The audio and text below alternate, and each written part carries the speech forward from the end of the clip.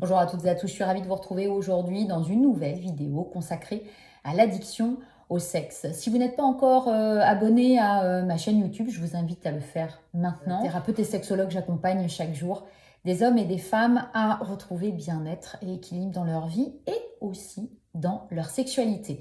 Alors parlons aujourd'hui d'addiction au sexe.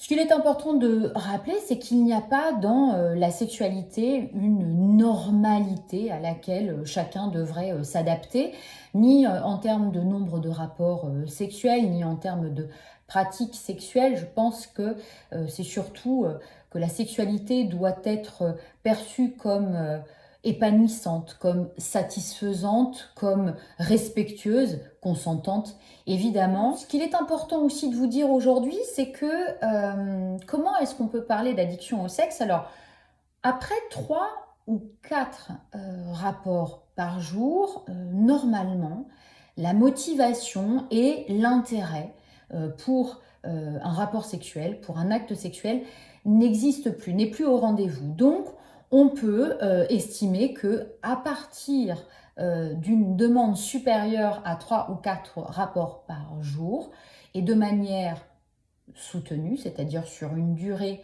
importante, on peut commencer à se poser des questions. Alors aujourd'hui, reconnue comme une véritable pathologie, l'addiction au sexe, c'est lorsque la fréquence des rapports sexuels et des besoins sexuels devient vraiment excessif, croissant, hein, que ça va crescendo et que finalement ça échappe au contrôle de l'individu.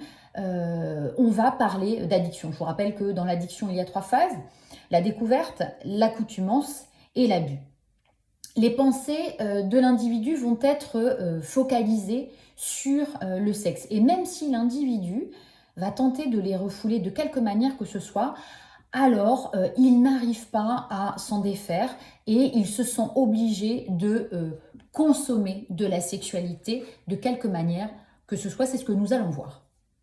Alors le besoin permanent prend une telle place qu'il peut pousser l'individu finalement à se couper des autres, couper le lien social, se retrancher et l'assouvissement en fait de ses besoins va être tellement mis en avant que du coup c'est au détriment de sa vie professionnelle, sa vie personnelle, sa vie de couple aussi, notamment lorsqu'il demande à son ou sa partenaire de plus en plus d'exigences vis-à-vis de la sexualité pour assouvir de plus en plus le besoin et que le ou la partenaire ne comprend plus, n'arrive plus à suivre, refuse et créer justement une vraie problématique au sein du couple.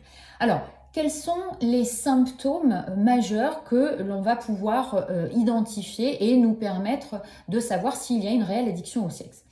Alors déjà, il y a une masturbation compulsive parce que l'individu a besoin de créer en permanence l'auto-érotisation.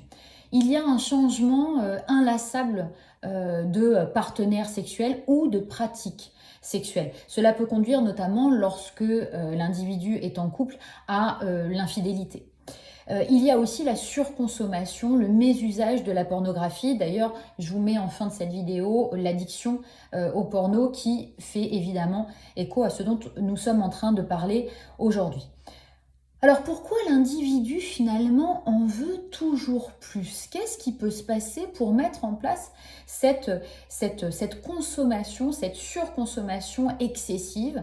Parce qu'en fait, il n'éprouve jamais de réelle satisfaction dans la pratique de sa sexualité.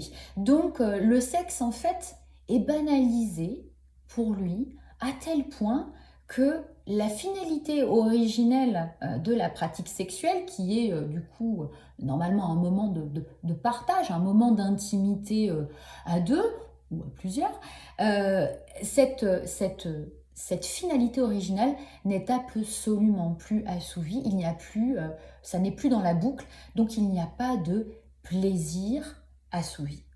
Alors, comment entre-t-on dans cette sphère infernale?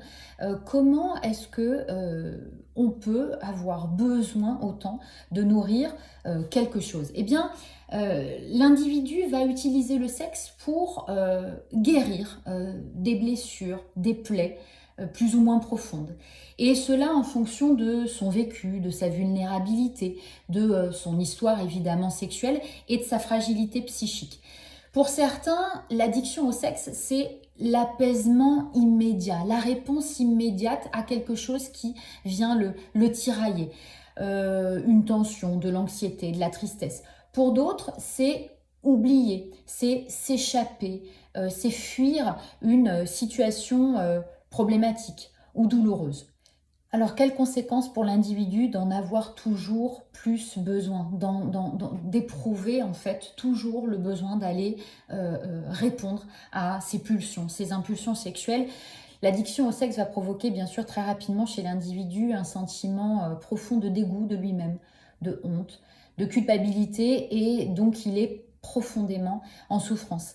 La coupure avec le lien social va elle aussi enclencher la solitude, le désespoir qui peut entraîner l'individu dans des conduites à risque, dans des mises en danger. C'est ce qu'on va appeler l'autodestruction, le fait de se punir, le fait de se faire souffrir dans notamment des pratiques sexuelles qui vont s'apparenter à de la soumission ou à de la domination. L'addiction sexuelle peut aussi combler un manque, remplir un vide. C'est permettre finalement à travers cette sexualité et ces rapports sexuels toujours plus importants, toujours plus nombreux, c'est lui permettre de se valoriser, d'exister, de s'affirmer pour notamment ceux et celles qui vont souffrir d'une faille narcissique ou bien d'une faible estime d'eux-mêmes. Alors, comment s'en sortir? Comment réussir à sortir de cette sphère infernale? Évidemment, c'est d'oser en parler, d'oser demander de l'aide. C'est la démarche, je dirais, la plus délicate, la plus difficile, parce qu'elle incite l'individu à se rendre compte qu'il y a réellement un problème, alors que beaucoup d'individus qui souffrent de cette addiction, de cette pathologie, ont un réel déni par rapport à cela et ne se rendent pas compte à quel point finalement ils sont en souffrance. Donc la sortie de cela, c'est aussi un accompagnement évidemment, les TCC, hein, les techniques, les thérapies cognitivo-comportementales sont axées, sont basées sur notamment une approche qui va permettre de remodifier, de repenser un certain nombre de pensées et de comportements. Ça va être à peu près axé sur 3 points essentiels. La reprise du contrôle par l'individu de son comportement dans la sexualité, l'analyse et la compréhension d'une part de ses émotions, mais aussi de sa sexualité dysfonctionnelle, et puis l'apprentissage, le réapprentissage plutôt, du contrôle de ses pulsions. On va aussi trouver bien sûr les thérapies de couple, que ce soit en parallèle de la thérapie cognitivo-comportementale ou pas, puisque le couple va souffrir si l'individu est en couple à ce moment-là. Donc on va aller identifier les sentiments, les ressentis de chacun, on va aller voir quelle est la décision de chacun des individus, est-ce que chacun veut se réengager ou se désengager de la relation, et dans ces cas-là, comment fait-on pour accompagner, s'il y a un engagement, la reconstruction de la relation. Voilà, cette vidéo assez complète, évidemment, ne répond pas à toutes les questions. Je reste à votre disposition ici dans le cabinet Andrézy ou bien en visio à travers le monde pour vous aider dans cette envie d'en sortir, cette envie d'être accompagné, pour aussi répondre à un certain nombre de questions. Est-ce que réellement vous seriez addict ou pas au sexe? En tout cas, j'espère qu'elle vous aura permis de vous donner un éclairage, de déjà peut-être désamorcer quelque chose en vous. Je vous dis dans l'attente de vous venir en aide et de vous accompagner, que ce soit seul ou en couple.